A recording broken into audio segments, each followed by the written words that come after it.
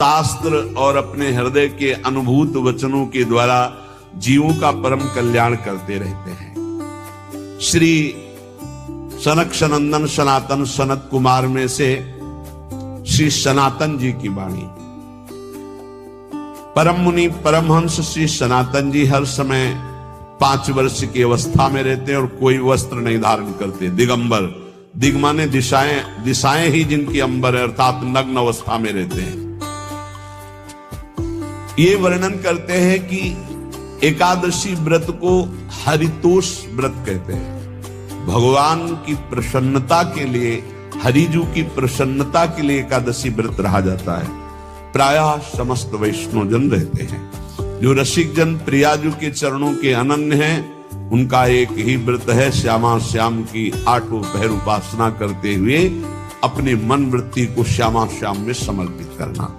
यहाँ ज्ञान ध्यान व्रत कर्म जीते सब काहो में नहीं मोहि प्रतीति, रसिक अनन्य निशान बजायो एक श्याम श्यामा पद प्रीति।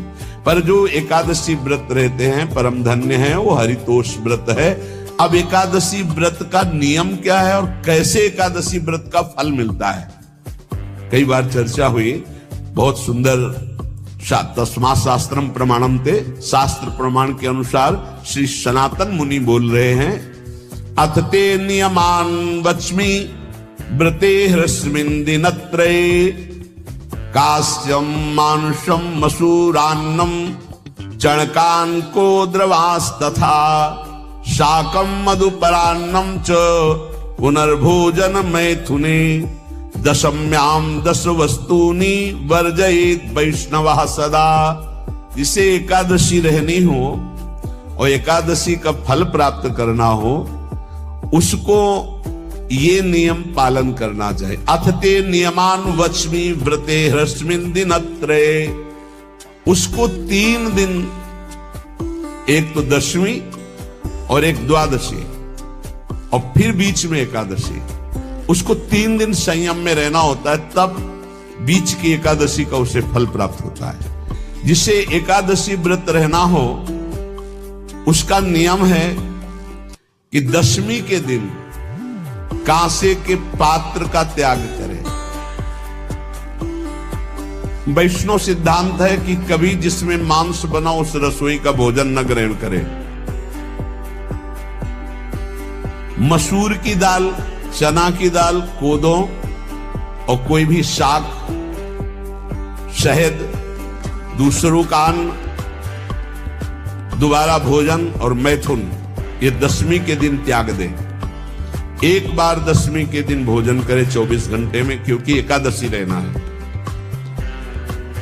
कांसे का पात्र, जिस रसोई में मांस बना उसके भोजन का त्याग, मसूर की दाल, चना, कोदो, शाक, मधु अर्थात शहद और दूसरे के द्वारा दिया हुआ भोजन और दोबारा भोजन और मैथुन क्रिया, इनका दशमी के दिन कभी भी प्रयोग ना करें। इन 10 वस्तुओं से वैष्णव दूर रहे दशमी के दिन। फिर एकादशी के व्रत में, ये पीछे तो हम वर्णन कर ही चुके हैं, कहीं नहीं आया यहाँ कुटू का कचौड़ी पकौड़ी और सिंघाड़ा का हलवा और ये दुनिया के खीर और सब। एकादशी के दिन किसी भी तरह की गेम आदि क्रीड़ा ना खेलें। जैसे अब आज व्रत है तो बैठे हैं अपना मोबाइल में गेम खेल रहे हैं, ऐसा कोई भी क्रीड़ा नहीं। द्वित क्रीड़ा, किसी भी तरह का गेम, ये सब खेल नहीं। द्वित क्रीड़ाम च निद्राम च तांबूलम दंत धावनम, परापवादम पैशून्यम स्तेयम हिंसाम तथा रतिम, कोपम हृत वाक्यम च एकादश्याम विवर्जयेत्। एकादशी के दिन उपासक को चाहिए कि वो किसी भी तरह की क्रीड़ा, मनोरंजन बिल्कुल नहीं। चनिद्राम, नींद नहीं लेनी इसको, न दिन में न रात में, एकादशी व्रत। और प्रायः पुराने महापुरुषों ने ऐसा किया है। रामदास जी डाकोर के रात में जाते थे, रणछोड़ भगवान के यहाँ कीर्तन करते थे जाकर। तभी तो भगवान उनके कीर्तन पर, उनकी भक्ति पर रीछ कर गाड़ी में बैठकर उनके साथ आए थे। पूरी रात जगकर कीर्तन करना, और दिन में तो सोना ही निषेध है। द्वित क्रीड़ाम च निद्राम च तांबूलम, पान खाना निषेध है एकादशी को, बिल्कुल नहीं, जो व्रत रह रहे हैं। और दंत धावनम, वृक्ष से तोड़कर जो दतून की जाती है एकादशी के दिन नहीं।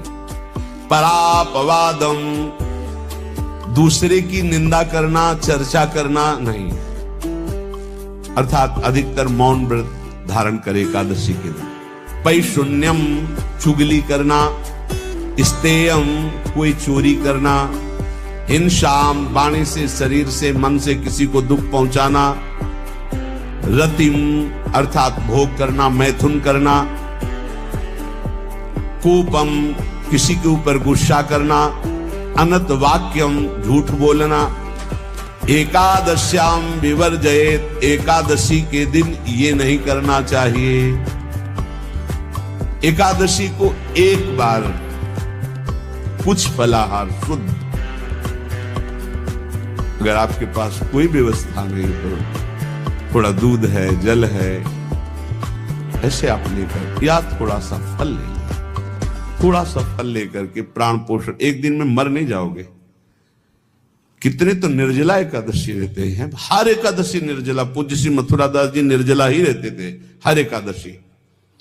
चलो भैया, आपकी सामर्थ्य नहीं तो जल 2-4 बार ले लो, एक बार थोड़ा सा दूध और फल ले लो, चल जाएगा काम, प्राणों का पोषण हो जाएगा।